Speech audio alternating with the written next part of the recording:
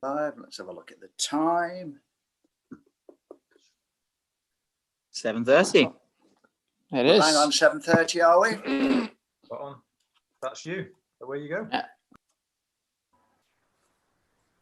Okay, good evening from Table Tennis Scotland, and a warm welcome to you all. And we welcome back Sam Wilson, England #1, under 21, Adam Wilson, the coach, and Commonwealth medalist Colin Wilson. This is part 2, and we'll be looking at all aspects of backspin.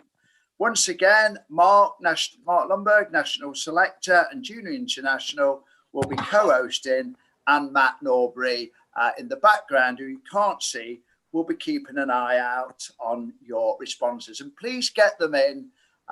We had a lot of responses last week, but after the show, if you can get them in nice and early, and then we can direct them to one of our 3 guests.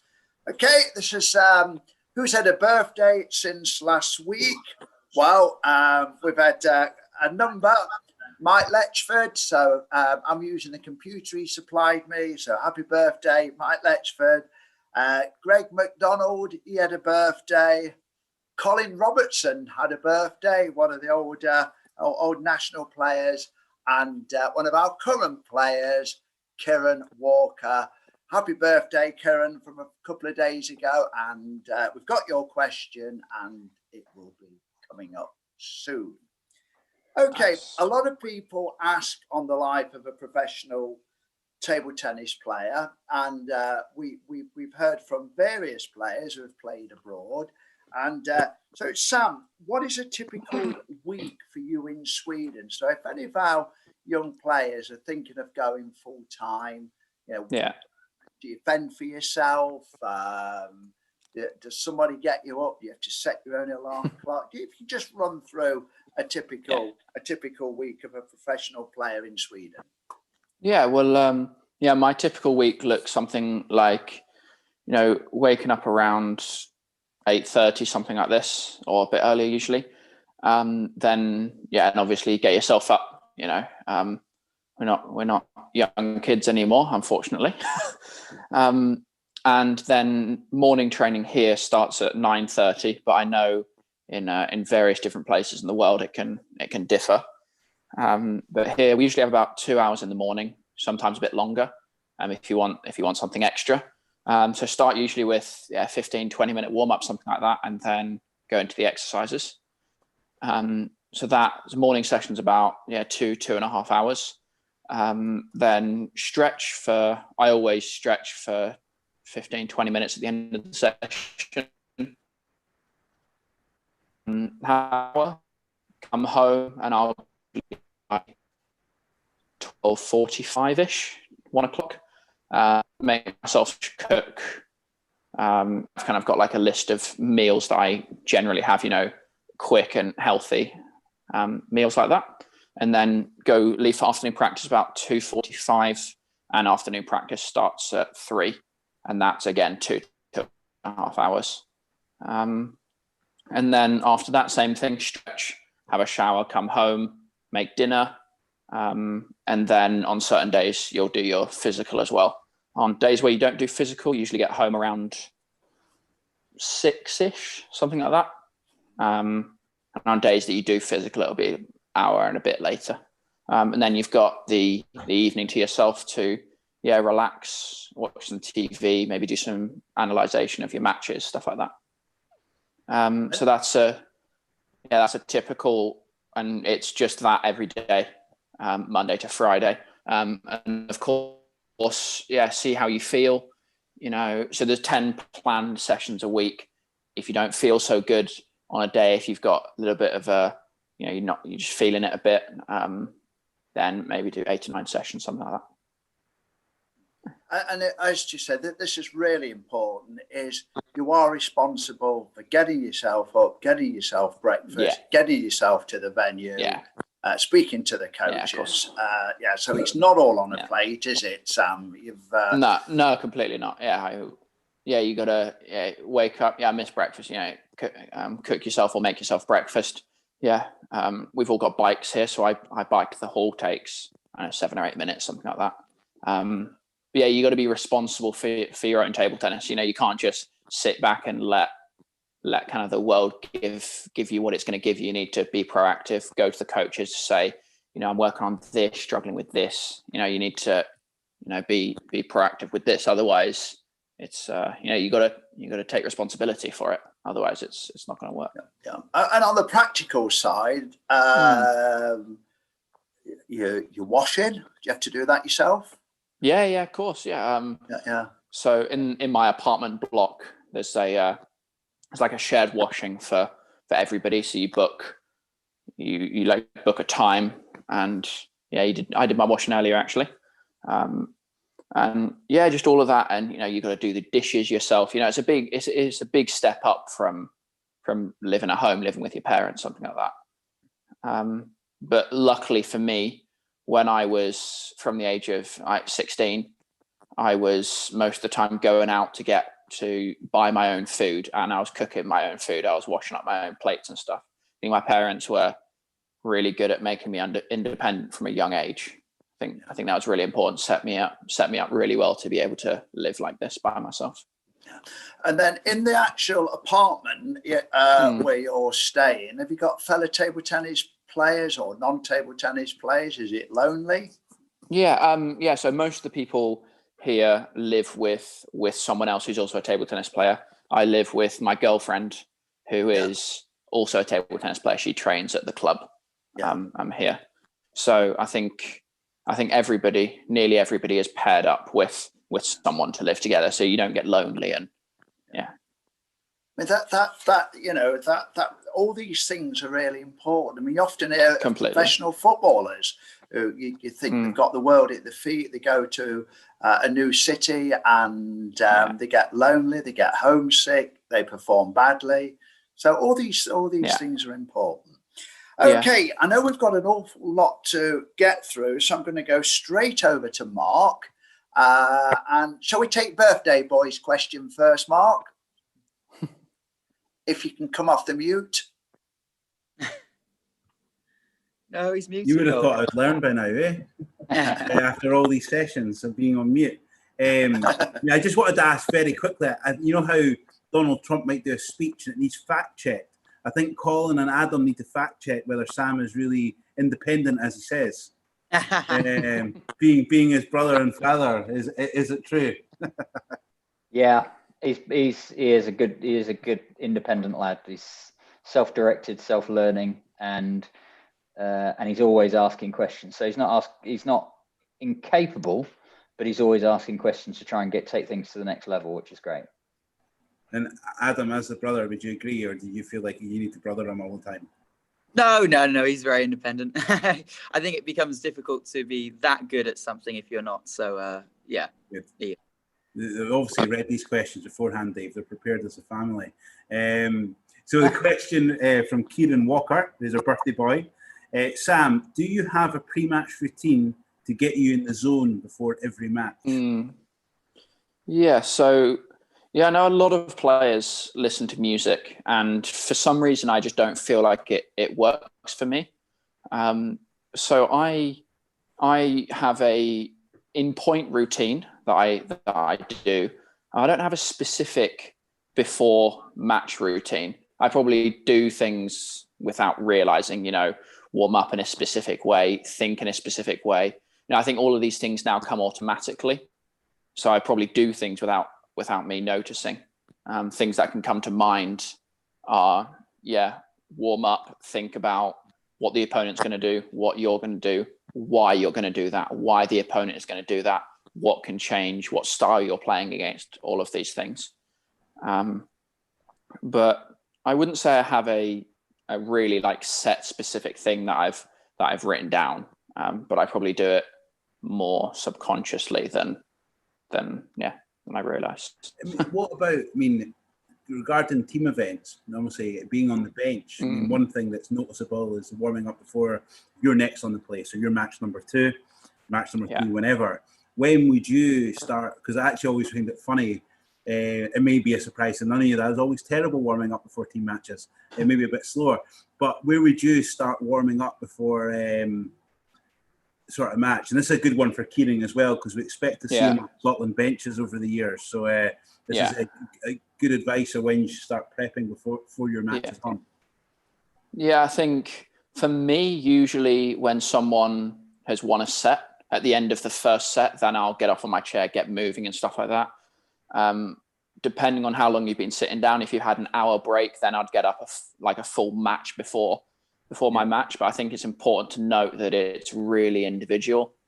Everyone's different. So I can't say this is how I do it, so this is how you should do it.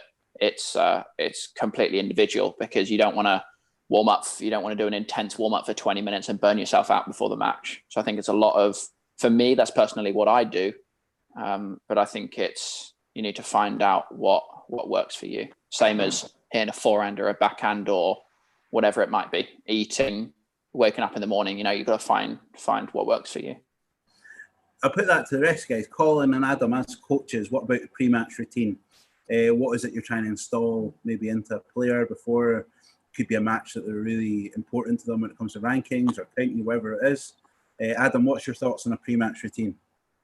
Well, I won't go too deep into it, because I'll leave Dad to talk a lot about that, because he's very knowledgeable about that side of things. But the one bit I'd like to add is I think it's, as a coach, it's important not to tell a player what they should be doing. As Sam said, it's so individual. So it's a case of sitting down with the player and figuring out what is good for them. And then, if you're a professional table tennis player, you go to a tournament or a league match, whatever it is, you're there to do a job. So, a coach is, more than anything, his job might be to talk with a player, weeks beforehand, months beforehand, and decide what would be the right way forwards, and then have a look at the players, see if they're doing that, and hold them accountable to what they've already agreed on. And then weed out the people that are not serious, that are not there to do a job, and are not preparing properly. But like I said, it's so individual, and I'll let Dad kind of decide on what the talk will probably look like when you talk to a player, for them to decide what's best for them. Colin, any thoughts? Well, thanks, Ed. That's great stuff. I think when you've got an up and coming good junior player, I think what you're trying to do is to instill the idea of having a really good warm up. And what we're looking for initially is something that's, I think, fairly thorough, covers the basis. So you get them mentally and physically in shape. As Sam was saying, if they're in the middle of a team match or something, I always used to encourage people to get up one game before it could be over, to make sure that they get a good 10-minute warm up. At the start of the day, I would always do a 15-20 minute warm up at the start of the day once I got out of the car, outside quite often, because I knew I wasn't going to see the outside and the fresh air. Conditions aren't always good for that. The ground, you don't want to get rubbish on your plimsolls, but obviously you wear trainers and then change into your table tennis shoes once you get inside. And then you need to just spend 10 minutes in those, getting used to the environment with flat shoes rather than raised trainers that you've warmed up outside in. I would tend to do 15-20 minutes. I would tend to do at least 10 minutes for each match in a team match, at least one game's worth. But I think if you've got a junior that's getting more serious, yes, you want them to think of the list of things that Sam listed, but to do it with some ease and some grace, because it's not the warm-up that can win you a match. A bad warm-up can lose you a match, but a good warm-up can't win you the match. And you don't want to obsess about the warm-up to the cost of getting into the match itself. So you've got to remember that this is not the main show. This is a warm-up, literally, to the main show, which is the competition. And then once you've done that, I think what's important is that if you're playing many, many matches in a day, because you're now winning and getting into the quarterfinals and more, you can kind of waste your life always thinking about warm-ups and things. So it's an important time after playing to come down, relax, reflect, enjoy, eat, drink, socialize, but then warm up again for the next one. So you kind of gradually in the back of your mind getting ready for more play later. But if you're playing a lot of games, that could be a kind of a professional exercise in itself through the whole day. So I think what's important is that you learn to do what's done And I think Sam was alluding to this with there's a huge list of things that he talks about. He says, well, I just do it, because it's become autonomous now. So we're trying to do a consistent structure, but with ease and efficiency, because the main match is the main match. And this is a precursor to prepare you for it. No, I think that's brilliant. I think even the detail you got into, Colin, of hitting the nail on the head of it, if it just being a routine or a warm-up is what actually you need to still put some thought into it. It can't just be a case of turning up. I mean, Dave, this is probably a good one for you as well, just to have a few comments on of the man. I think I know more than anyone else that sat in the corners of players. What's your thoughts on them preparing for a big match? I mean, obviously, you've touched upon it over the weeks you've been doing this, of key matches being in the corner. What would you expect from a player getting ready for a match? It's so individual. I mean, it is so individual. I mean, and some players will go off into a corner and read a book almost right up until they're called on to play. Other players do an incredibly vigorous warm-up. I mean, at the level we're looking at, if you've got to tell a player to go and warm up, then I don't think they would have an awful lot of future in the game. So, I mean, what is, yourself, Mark, is what during all the time they're in training over the years, they'll see different coaches perform different warm-ups. Peter McQueen came along, lots of balance to his warm-ups. We've had other specialised coaches. And what we hope is each individual player will take a little bit from each coach. And yeah, this warm-up suits me. This is how I like to prepare. I mean, some players, they're incredibly quiet just before a game, and you must give them that quietness and the space. And other players, if you take Colin Dalglish, he's all this, can't stop talking. Yeah, but that's what makes him tick. So I think it's important to recognise that each player needs to do their own warm-up. And if they want to talk to you, great. If they want to go out the hall, great. If they want to leave it till the last minute, great. Because by then, they should know exactly what particular routine suits them. I mean, when I play sport, you'd think that because I've done a lot of physical, that I, would go off and do all my stretching. But literally half an hour before I play any sport, I actually sit very quiet, sit very quiet, and then I'll go on to play. I've already done my warm-up, I've already done my stretching, but I don't like to come straight onto a cricket pitch or a football pitch. I just like to sit still and then take a deep breath, and then when I'm ready to go, I go. So it's very individual. Dave, you might want to be having a chat with Nottingham Forest at the moment. They might need to get your pre-match routine to get some more points on the board. Yeah, speak to Sheffield as well, please. We'll move on to, if I move on to a technical question, Dave, from Ian Rind. This question I actually had on my list last week, never got to it. So the first technical question of the evening is the aggressive push on a service return. So the attacking push, whatever we want to describe it. Sam, what's your thoughts on using that as a return weapon, as a hybrid player that we called you last week? Effective? Yeah, I think it's really effective if it's aggressive, heavy backspin, or on purpose no spin and fast and low. I think it needs those things. I think at the very highest level, if you miss any of those things, if it's a lot of backspin and it's fast but it's a bit high, that's not going to work. And I think at the top level, you need to nail all of those to make it work.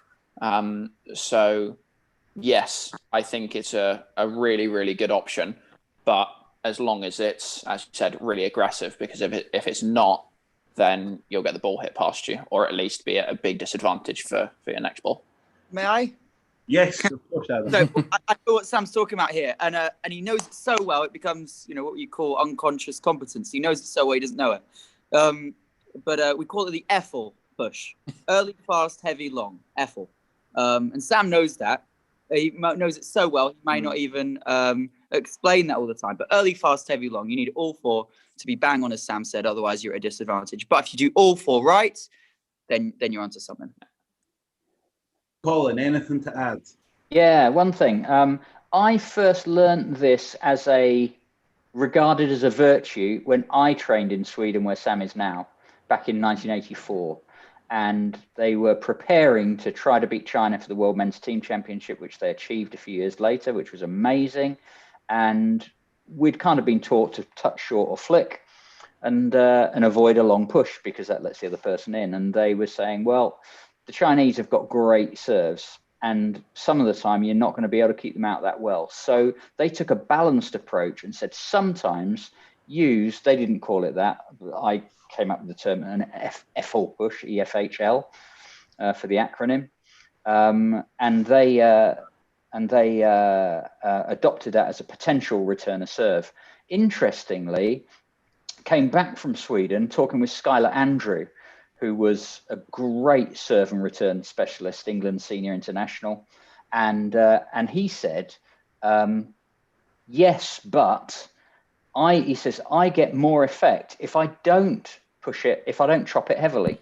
So I do it early, fast and long, but quite often with deliberately less spin. Yes, they're gonna hit it at me, but it stopped the ball from skidding and kicking when they spun it. And that particularly became more true after the advent of multi-ball practice, where players were just learning to go third ball, third ball, third ball, third ball, third ball against a good multi-ball feeder. So they were able to lift it, and he found that he had more success with a fast float than with a fast chop. But having both, of course, gives you the variation.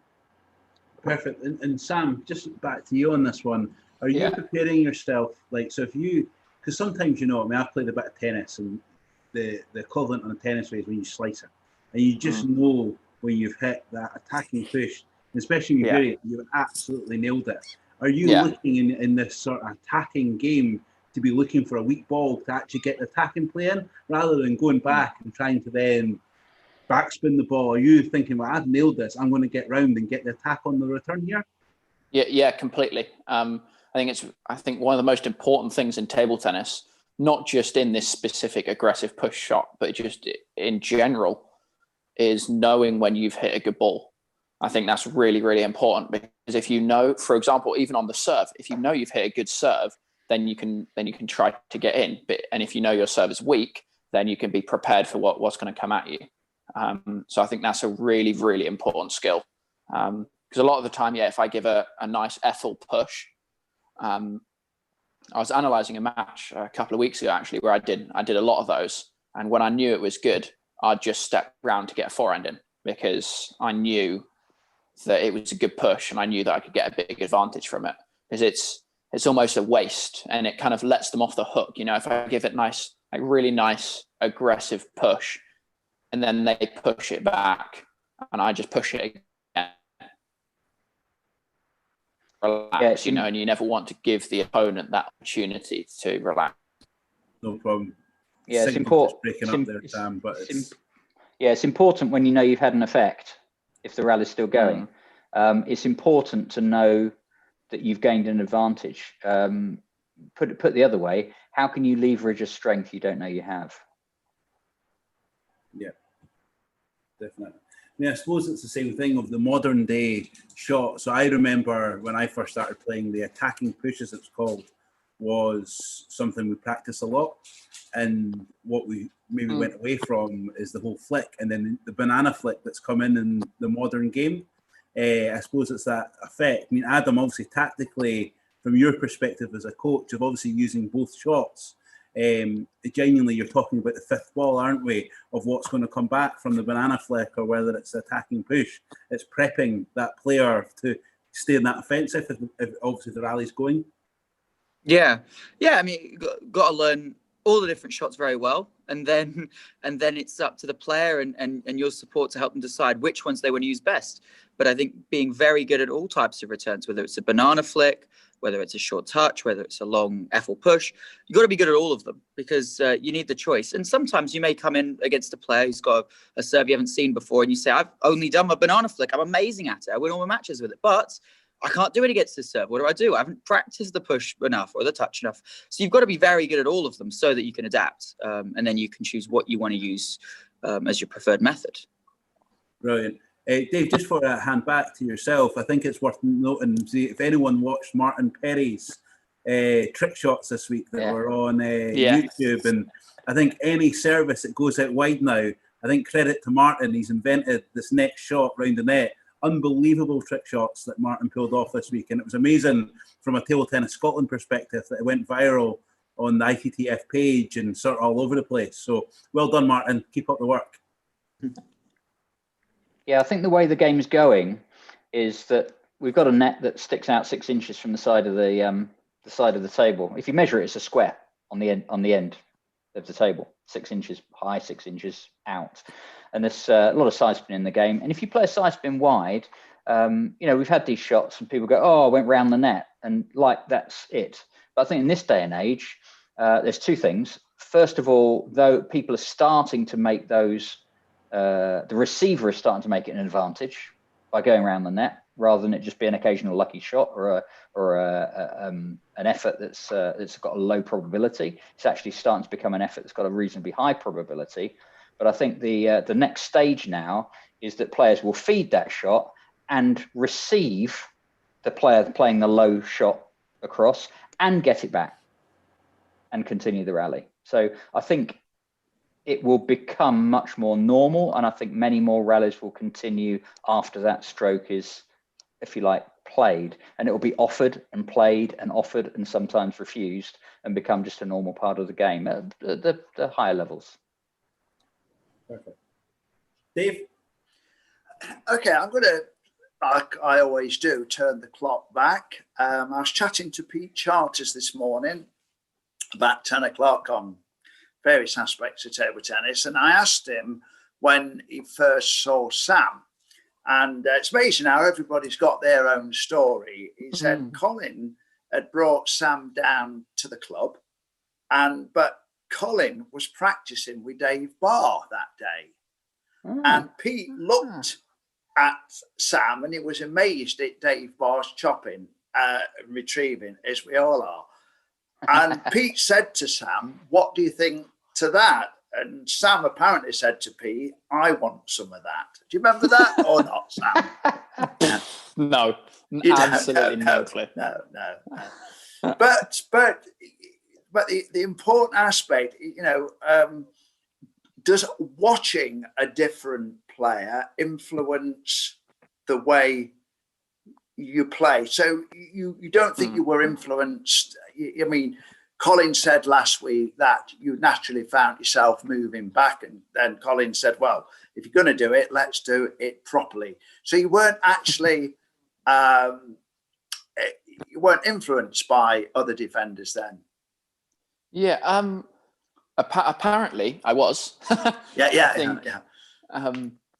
But I think I can't remember it, but there's for sure something in there that's changed. Don't worry, because when we had my night, Mark remembers, I told a tale of a girl who got me to apply for the Scotland job. She came to our summer school, Nicola Frail, and she was and then when I spoke to Nicola, she didn't remember anything about it.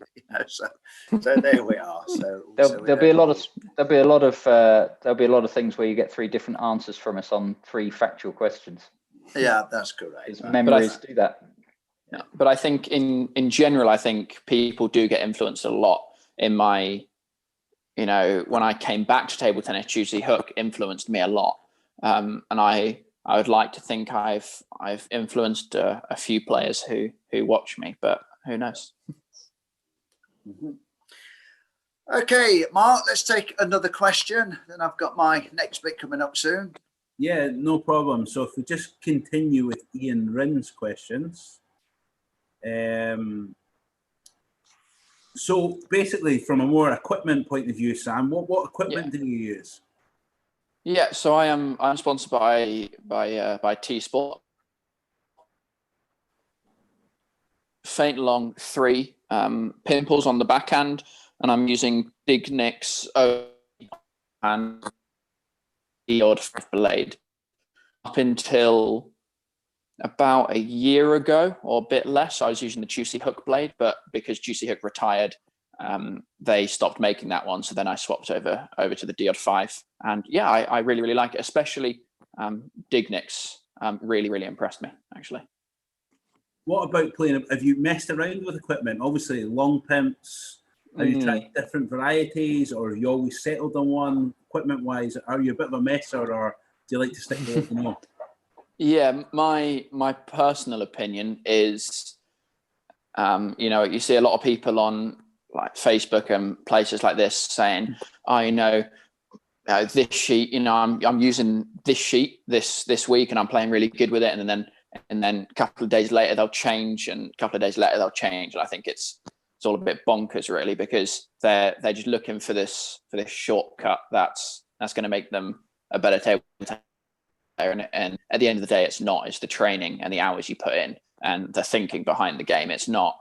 I mean, if anyone could just pick up a table tennis bat and stick a new special rubber on it that they advertise really, really well and be world champion, then everyone will be world champion.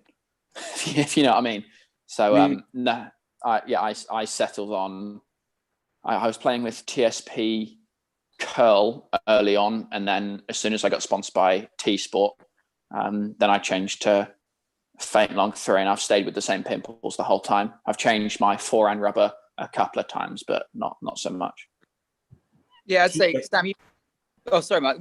Sam, you've made 2 changes in the past 4 years, really. I'd say. Your blade you changed once. Your forehand. I do think there's a significant change coming, though. Yeah, possibly. Sam, do you want to say? With Sam's equipment or equipment in general, Colin? No, Sam equipment. Sam. Yeah. Short pimples. Yeah, I've been looking at short pimples for a while. Remember, last year when I was at Europeans, a couple of days before Europeans, and unfortunately I did my leg in. When I came back, I was experimenting with short pimples, and I think it could be the future of defending, because the consistency is lower, but the variation is just insane. You can just, I watch lots of the top ones who now use short pimples, and they just push it like that. They just do a little bit here, a little bit there, and it changes the spin completely. And I think it could definitely be the future of defending, as long as you. Who's the guy that won the Chinese nationals at 39, Sam, the chopper? Hu Ying Chao or Ho Ying Chao. I'm not sure. Yeah, he uses short, right? You pronounce it. But he could. But he said he couldn't change to short pimples. Yeah, I believe until something like 8 years after he became a professional, because it's hard to play with. Yeah, a lot. But he's now got now he's got more disguise and variation than long pimples would give. Is that right, Sam? Yeah. I just wanted to go back to TSP curl and remember playing someone on a local league game. That is one nasty rubber. Nasty, yeah. I think very difficult to play with. I think if you want to play with it, but tell you what, she's trying to play shots into it. Oh, the variation of trying. I just had a nightmare, a flashback nightmare when you said TSP curl. Traumatized.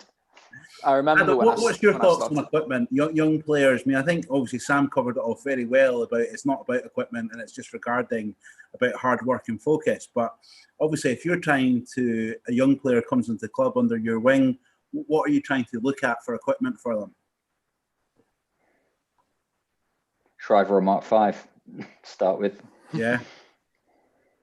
Chopper or hitter. Well, obviously, from attacking player going on, what sort of rubbers are we starting off? Someone more beginner to intermediate, what sort of equipment are we looking at? If the parents are coming to you and asking, what bat should I buy my child with? All of you must have had that question apart from them. I fitted some Shriver and Mark 5 to some of our club players' bats, the early players. Yeah. It was what we used to play with internationally at the time. It was the fastest stuff you could get. It was regarded as totally uncontrollable for new players. I think things have moved on and perceptions have moved on about training methods. But yeah, the old ones that are a lot cheaper than your 10 and Dignicks are good for beginners and intermediates. But then you want to get them onto something a bit quicker these days once they start progressing, I'd say. But I don't know. Adam might have a very different view. No, I think it's simple. It's something simple, something consistent. Shriver or Mark V, whether a defender and attacker, or however you want to phrase the two different styles, and that'll do them for quite a while. I mean, really, they, in theory, shouldn't ever have to change. I mean, people are world champions with that. I agree with exactly what you said. And then if someone gets, when someone gets, a lot better, then get a couple of years in, and get 1,000 hours under their belt, then start looking at your 10 and stuff. But it's unnecessary before then. I think the difference is, I remember growing up with rubbers, and luckily I had a bit of a sponsorship, so at my peak where rubbers didn't cost as much. But genuinely, if they didn't, I think the difference is over the last sort of 10, 15 years, the cost of a rubber or blade. I mean, the good thing is you can still buy your Shrivers at that reasonable price. But I think obviously at that next level, the choice and the price. I mean, I was out of the game and came back in, and I was trying to think the catalogue. Where is it? There's Shriver. That'll do. Thanks very much, because that's what I'm used to. But it's tough now. Obviously, the price, and obviously, like any sport of a parent with a kid, and obviously, luckily, if you get sponsorship out there, but a lot of people don't. And then I don't put up standard tinkering about at clubs. Obviously, at that level, you see the people that are level, and then I think Sam, you nailed it very early on in your answer that it's about the hard work early on in that game. And Colin, not to touch on it, obviously your experience of watching ping pong, where it's not about the equipment, obviously commentating on ping pong, where you see it's actually the effort of the players of them learning that game. And I think that's advice to anyone watching, is that you need to learn the game first and put the hard work in, and the equipment won't do it for you.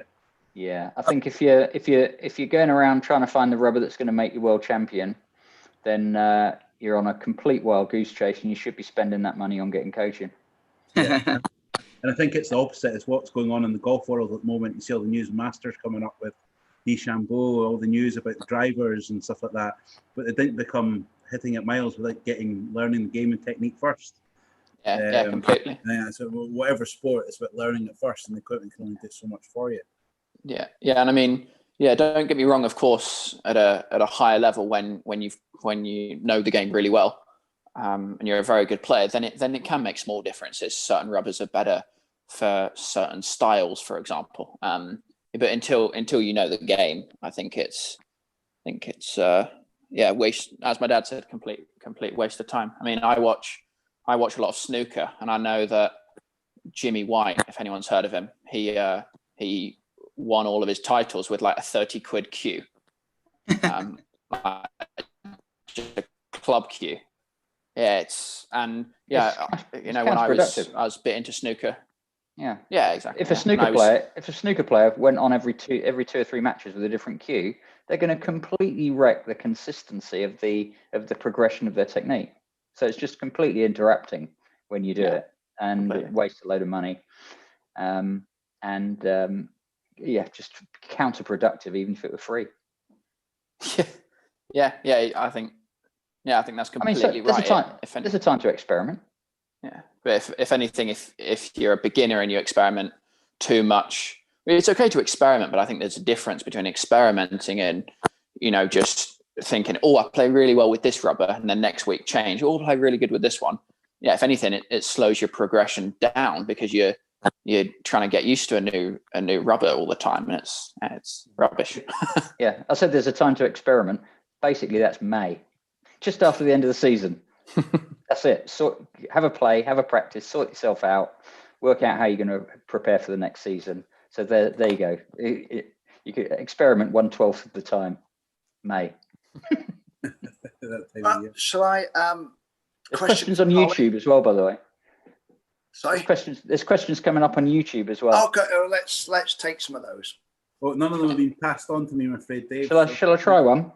Yeah, Colin, if you got them there. Yeah, the last one. I've already answered this, but the boys might give me a different answer. Yeah. Who's it from, Colin? Yeah. So Joan Smith. Oh, Joan. Yeah. Joan Smith says, how often do you change the rubber due to wear? And I've given two answers, one for pimples and one for not. Yeah.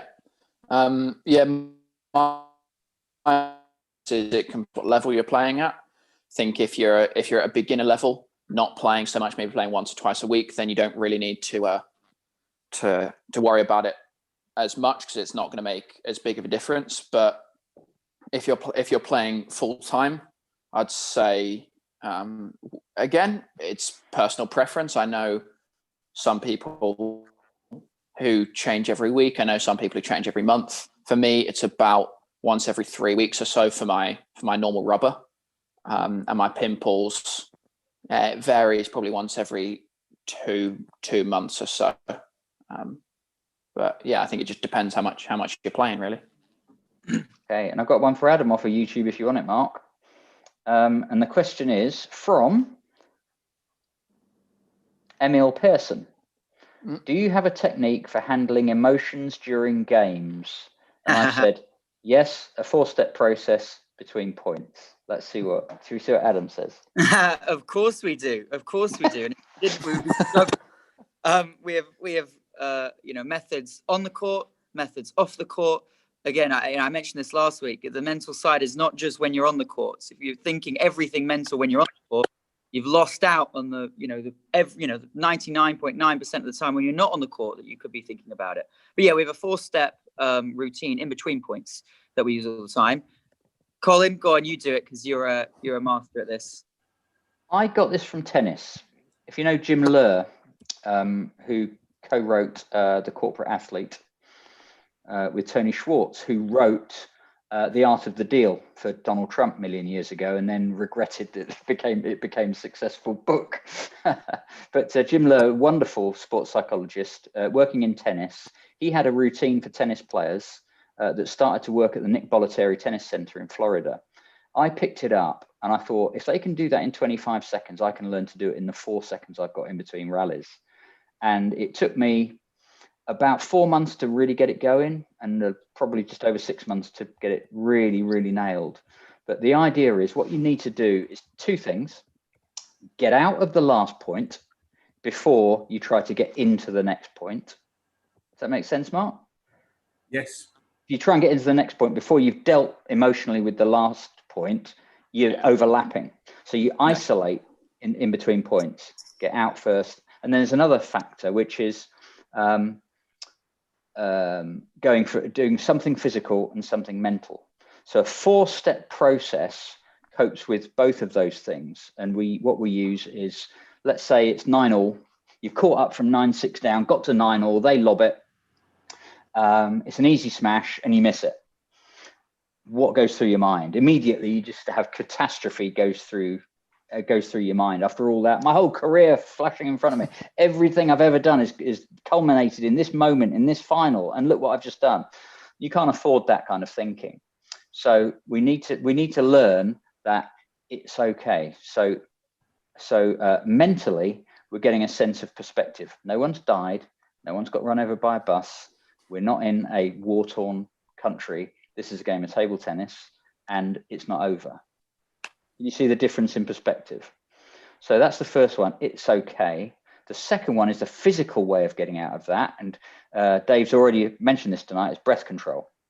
Breathing, 2 breaths, 10 seconds, 4 in, hold, 3 in, hold, 5 out, hold.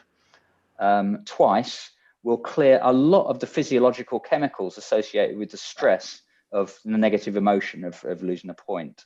So you've got 2 breaths to do it in. Tennis is a pedestrian game. They take forever to play.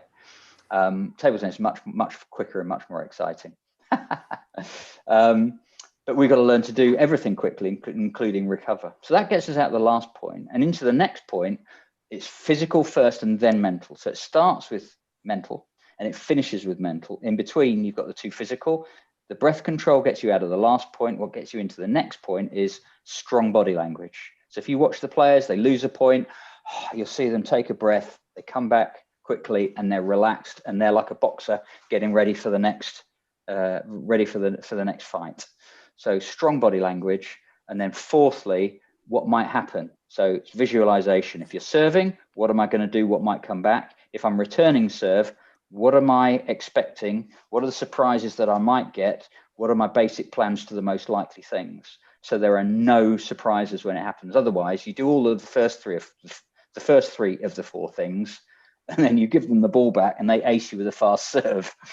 That's no good. So we need the fourth element, which is the visualization. So we go mental, physical, mental in the 4 steps. The first 2 to get us out of the point, and the second 2 to get us into the next point. And that serves to isolate the emotions into their correct places. And it enables us then to play point after point without a great difference in emotionality between them. And my hit rate in British League Prem, when I did this, went from I had a win rate of, like games from 18 all onwards in my day. I had a hit rate of about 55%. So I was pretty good when it was close, but not fantastic. And I got that from 55% to 72% in 6 months. And that's just a phenomenal number. To get it up that far is phenomenal. And I felt bulletproof. I just thought, if I can just get to within 3 points, 8 now, if I can just get to 8 points, I'll probably win it. Imagine what that feels like when it's 4-3. That's great. Yeah. So it helps you throughout the whole game.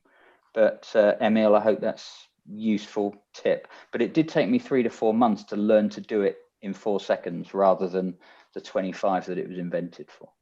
I think as well, it's the whole mental psychology of an individual sport that we play in table tennis. I think if you could read, there's many articles out there regarding being in that moment. So whether it's a golfer, badminton player, tennis player, it's about basically finding what suits that player.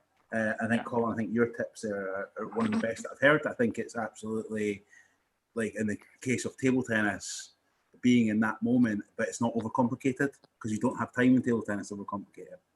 Right. In golf, Colin, you have a can time I- you can stand up shot for a few minutes. Yeah, can I just ask you a question on this? Now, if we take this to the training hall, obviously when you're doing multi-ball, then they can't use that technique. Oh, multi-ball. So, which I'm not the greatest fan of. But in balance, everything in balance. So what needs to happen is the way I see it, is to put that 4-point process when you're actually training. Yeah. Rather than just bring it in, oh, well, it's the game now.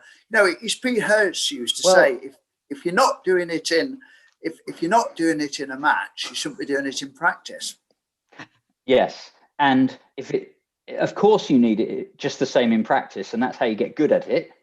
Yeah. So if you in the same way you might be practicing a forehand technique to improve the technique, well, how are you going to improve a mental technique without the same repetition of practice? And also, if you're not bothered about where the ball goes in practice, it's hard to just turn on the tap and suddenly be super focused and get it within a centimetre of where you want it in a match. So you've got to train with the intensity, which means it does matter, which means I am really upset when I miss a shot in training. So it's absolutely for real. And there's not much difference really between the match situation and the practice situation. And I think, sorry, just to add in there for Colin, I think we know that when you're stressed, you won't perform as well. We also know when you're stressed, you won't learn as much. So using this in training on every single rally, keeping yourself in the right state will help you learn more, and you'll improve quicker because of it. It's a major limitation of multi-ball. Multi-ball does very, very few things for you that you need to be a rounded competitor. And I'm going to be honest now, most of the time I see clips of multi-ball and it gets posted up by somebody and just saying, oh, look at so-and-so doing unbelievable stuff on the multi-ball.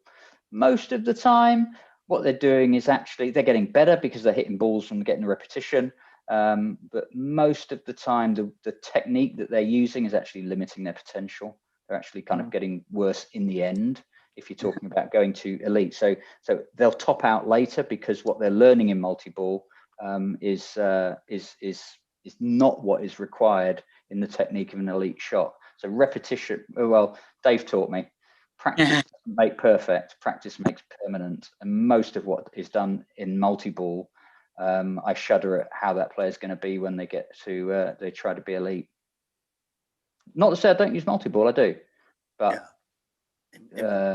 much more sparingly than other people. Yeah, I mean, one of the things we covered a number of weeks ago was when we were talking about training. What we used to find, unless a player came off with a massive sweat, they felt it wasn't a good training session. And it took, I think it was Ewan Walker that said, and Ian Stokes said, it took a lot of effort to get them to sort of practice the touch strokes and the skill and pausing, thinking, to do the soft stuff. And they weren't convinced. They weren't convinced at first because they didn't have this big sweat. And sometimes, you know, if the parents are watching, that if a player is doing these touch skills and they're not running around like mad, it is just as important. So don't judge the coach and the coaching session by how many buckets of sweat your child produces at a session. Yeah, I remember when me and my brother were, you know, as we went through last week, we had kind of a different approach to training. We didn't call it training, we called it learning. And that was a really, really big thing for us. I think, you know, we also had a time and a place for multi-ball, but I'd say 90%, Adam, of the multi-ball sessions, I wasn't sweating much at all because it was learning. Learning. Yeah. Come off from a tournament. Monday morning was multi-ball, but not to drill in what we've just done, to get out of what we've just done. You Exactly. Tournaments, how about, you know, it wasn't that my backhand didn't feel right. We weren't thinking in those terms. We were thinking, you know, this ball came to me and I didn't know what to do. Give me that ball, not really fast and over again. Give it to me, you know, one every 30 seconds. Let me deal with it, think about it, talk about it, right up on the spreadsheet, you know, and then do it again and do that for an hour. Just that ball. So that I know when I leave the hall on Monday evening, that's never an issue again. And suddenly what was the quarterfinals would have been a final next time if it was the same tournament. Yeah. Well, Mark, what I wanted to ask Colin is, you've lost Sam at your club, probably the role model backspin player, hybrid player, all these terms we used last week. That might be the Collins word of the year, hybrid, next year. It'll overtake lockdown. Now, what are you doing? You know, who's filled that gap at the club? No one's filled that. No one's filled that gap at the club. Yeah. I think Sam's presence on social media keeps people fairly well connected to Sam still being a Corby boy, you know, made in Corby and all of that. So people still remember it, but no, there is no direct replacement for that. However, they don't know it yet, but there's a very young player at our club, aged 8, and the way that they're developing is much more touch oriented, much more observation oriented, much more perception oriented than the average player who comes to hit balls. And I'm wondering whether they would like to have a go at doing a bit more backspin away from the table. And we're not far away from maybe having a go at that. Yeah. And who's going to be the visual demonstrator for that? You, Henry? Yeah. Yes.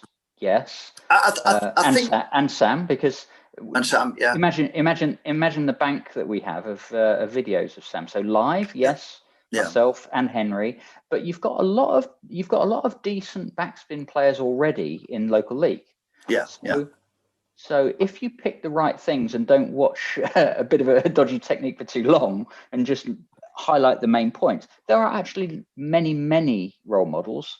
And some are using sandpaper, some are using hard bat, some are using long pimples, some are using short pimples, some are using reverse rubber that's quite slow, some are using reverse rubber that's quite fast, some are using anti-loop. I think that covers the range.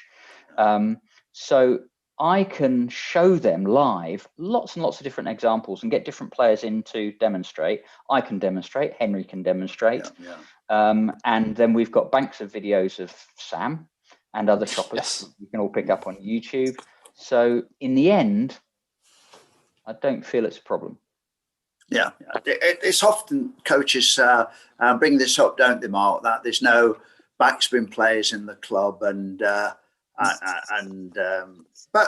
you know, when I took up coach, I mean, I think Mark asked me the question on my own Monday night, and I mean, when I played, I was a counter hitter, but when I became a coach, I actually learned to chop properly. I learned to topspin properly. So therefore, I could demonstrate all the strokes to whoever wanted to see them or ever wanted to practice against them. And I felt it was quite an important role of a coach. Probably not so much now because you do get helpers, but when you had to do it all yourself, then you had to be the main demonstrator yourself. Dave, just to share a story on that, and it came back in memory there, or a flashback. So me and Gavin Rungay played in the same team, local league. Now, we played Junior British League together, and the first weekend we went to play a team from Darlington, which actually had a couple of choppers in it. And I've shared the story before of a Scottish player, Gavin just as bad as me, but we couldn't really play chop or the hybrid player or whatever it was. We just weren't used to it. But Gavin, the sort of player that he was, we're playing a local league match. The next time we're due to play British League, and he ended up grabbing a couple of local league players. And I wasn't really thinking. And what he done was, he was like, hang on a moment, Mark, we're playing this team again at the weekend. There's a couple of guys in the local league. And we basically, during matches, Gavin was having a hit.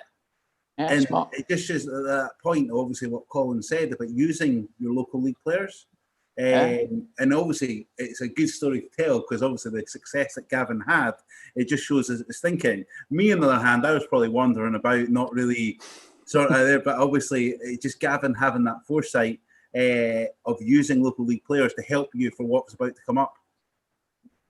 I hope you don't mind me asking this question, but Sam, obviously in our club, we didn't have a defender, and someone looks at you, beautiful looking defender. Where did you get your role models from? Where were you looking? Yeah, I was going to bring that up actually because as me and Adam talked about last week, you know, we spent a lot of time on YouTube looking at, you know, Juicy Hook and other defenders. So I think if you're keen, you can always find something, especially with the internet nowadays. But Chris Doran had a massive impact on me in general, but also in this sense. He's England number. He's England number 5 or 6 senior, something like that. And yeah, he could chop better than I could, and he's not a defender. So I think a lot of it came from that. A lot of my learning came from Chris. He was my coach for probably a good 2 or more years, between age kind of 16 and 18. And I wouldn't say he's a role model in terms of how he plays, because how we play are very different. I think I used online means a lot for that. But he's really knowledgeable, and he was really good at teaching me how to be a defender. More than anything, understanding the mindset behind it. Yeah. That was also really big. I think it's a completely different mindset being a defender than being an attacker. You know what to do being a defender without defending. He's fantastic. Really I think smart. the example with Chris, as you watch his ping pong careers at Alexandra Palace, of his understanding of the defence of obviously with a sandpaper bat, was understanding what's about to happen on the ball. I think that's a cracking point, Sam. I've obviously watched that every year, and Chris is one of the examples that you would see of understanding the angles or a table tennis ball or how it comes off a table. So I think I can absolutely see why he would be a role model for you of understanding the game. Yeah. Question for Colin, as we've moved on to ping pong. As most of us know, that Colin is the main commentator for this.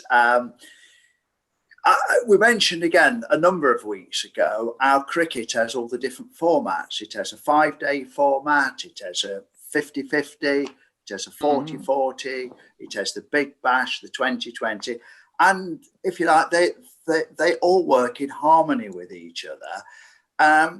Is the ping pong the start of this in table tennis? Because at the moment, it is not wholly accepted. It is by me, but I think this is the way forward, having different formats of table tennis. And as somebody, well, I mean, what a lot of the viewers don't know, and Colin never mentions it in commentary, Colin actually won that event himself.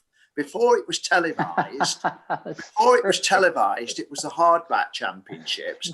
And at the time, at that time, there were still hardbat players. But Colin and Graham Sandley were both Mark V Schreiber players, both entered this tournament, and everybody thought, well, they've got absolutely no chance because they don't play with a hardbat. And then I think Colin played Graham in the final and beat him. Is that about right, Colin? That's true. It was 1984, the international hardbat competition. Graham had Jeff Ingber and then Stuart Gibbs pinned up against the wall with their feet off the ground, trying to chop back against him at Barnet Table Tennis Centre. And we were told that we didn't have the class or the touch of the old style players. And once our rubbers were taken off, our fast spinny rubbers were taken off us, we weren't in the same class. And I beat Graham in the final. I think that kind of goes to show what we're talking about. Sorry. So anyway, Colin, have you answered the obviously question? A humble moment for Dad. So, Colin, do you see table tennis having more different formats, or do you think it'll just be the two? There's a couple of different forces going on. One of them is that the table tennis governing bodies, ETTA as was, now called TTE, but it's still the English Table Tennis Association. More accurately, it would be called an AETTL, would be a more accurate definition, which is an association of English table tennis leagues. That's how it's constituted, really. But that organisation, now we know as Table Tennis England, has to govern and regulate the sport. And the idea from the past, set up by Ivor Montague, who is quite a communistic kind of thinker, and you can see the equality. You could see the principles of equality in the sport, even though there's a lot of intellectuals in the setting up of table tennis in the 1990s and 20s. So if you were playing outside of the framework, you had to be disciplined. You couldn't be a member, and you were disciplined. You were chucked out if you invented a different sport, because then it wasn't table tennis. And you've got to have that regulation and control from the centre. However, at the same time, I believe in a proliferation of formats. I think if people want to play a sandpaper league, they should be allowed to do so, and they shouldn't be banned from Table Tennis England for doing so. It's absurd to me to think that would be a progressive thing to do, to ban that proliferation. Now, table tennis suffers at the Olympics and suffers for funding towards the Olympics because there are very few medals available. Medal availability in table tennis is small. Singles, doubles, team event, mixed. That's about it. Take another sport, swimming. In swimming, you dive into the pool, swim to the end, get a gold medal. Also in swimming, you dive into the swimming pool, get to the end, swim all the way back again, you get another medal. There's another medal available for that. Here's one. Dive into the pool, turn onto your back, go down to the other end and back again, you get another medal for that. Another one for doing breaststroke, another one for doing butterfly, another one if you go to the end, and then when I touch the end, Sam jumps in, and when he gets to the end, Adam jumps in. That's called a medley. No, it's not. It's called a relay. And then you've got a medley, and you've got 60 odd medals available in swimming. And it's no wonder that sports like that get a whole bucket load of money, because there's more medals that can be won. In table tennis, it's not going to happen in the same way, but it's just an illustration that there are people who would love to play different formats, but currently actually not really allowed to. and it's certainly frowned upon at the performance end to get too involved in ping pong if you should be training for mainstream world championships, for instance. I can understand some of that thinking. I could discuss it, but I could understand it. But one thing I think is very important and a major factor in the decline of table tennis participation over the last 40 years is the advent of the fast spinny rubbers has meant that people who are not otherwise particularly skilled can just cut the corner of the ball and spin the ball, and the receiver is not very skilled and can't get it back. So the rallies have shortened incredibly to the point that at a low level, it didn't become very interesting. And long pimples exist not as a proactive tactic, but long pimples or anti-loop exist. Anti-loop, the name gives it away. It's a reaction to the effect of these fast spinny rubbers. If you wanted to take an extreme example, it's like, can I be ageist here? It's like me putting my grandma and granddad in a Formula One car to go to the shops. You wouldn't expect them to get themselves or the car back in one piece because it's so sensitive and so quick. And that's what's happened. Now, my mum is not a player. She doesn't have a real understanding of spin. And she said, okay, I'll play league table tennis for a year. And she did. And at the end of the year, we said, we're not going to quiz you on it until the end of the year. She played her matches, got to the end of the year and said, okay, mum, is that all right? Do you want to do it again? She goes, nah, no, thanks. I said, did you enjoy it? She said, kind of, yeah, happy to do it, but I wouldn't want to do it again. Why not? Well, the person at the other end would go like this, and then I'd hit it and it'd go off sideways. I didn't really know what was going on. And I don't think they really knew what was going on. And they went, yeah, I've got a point. And she just went, well, that's not much of a rally. And that was her experience. And I bet the vast, vast majority of people who are not aficionados of the game are in that boat and suffering from that situation. Now, take out sandpaper or another form of low friction table tennis. The simplest is just a blade. Just a blade. And my mum would have had much more interesting games. So from a purist point of view, you could make an argument that you should play with just a blade to start with, and then progress through the increasing levels of grip and complexity. And so, if you like, you'd only have the top players that were playing with the extreme bats. Now, a lot of players lower down go, no, I want to play with my thing. I like to spin the ball, and it's a lovely feeling to spin a ball. But a consequential effect has been absolutely disastrous for the overall national and sometimes international quantity of players in the system. Some countries have overcome it. France, Germany, Sweden have largely overcome it, but they've got a much, much more sports educated society and a sports active society, which gives them that bottom rung from which to use that stuff and move forwards. So I think we've actually lost maybe 80% of our playing membership. And I think that has been a major factor, which is nobody's fault in particular, but the lack of thinking it through from a systemic perspective has led to a very, very sad demise and a very poor position for table tennis around the UK for the future. Right, we've gone well over the hour, but have we missed out any YouTube questions, Mark? No, there's YouTube hasn't come up at all. The question. No, I think Colin covered it off, but no, not any more new questions there. Colin, any more on your YouTube? No, that's fine. Okay, right. Wow, that was enlightening. We've covered an awful lot. A big thanks to Sam again from Sweden. Keep working hard. Will do. Thank you. Keep progressing. Let's see you at the Olympics. That would be good. And Adam and Colin, will see you at Largs running our summer school as soon as it opens. I'll be back with Mark next week, where my guest is Craig Howison. Now, Craig is a former national champion, is a Commonwealth medalist, and he's also a British team champion. Now, I'll be interested to chat to Craig because he's been out of the game for the last 2 years, and I'll be looking at why he's left table tennis. Is he missing it, and will he be coming back? So, but that'll be next Monday, 7:30. Craig Harrison, my special guest. Okay, thank you very much indeed. See you next week.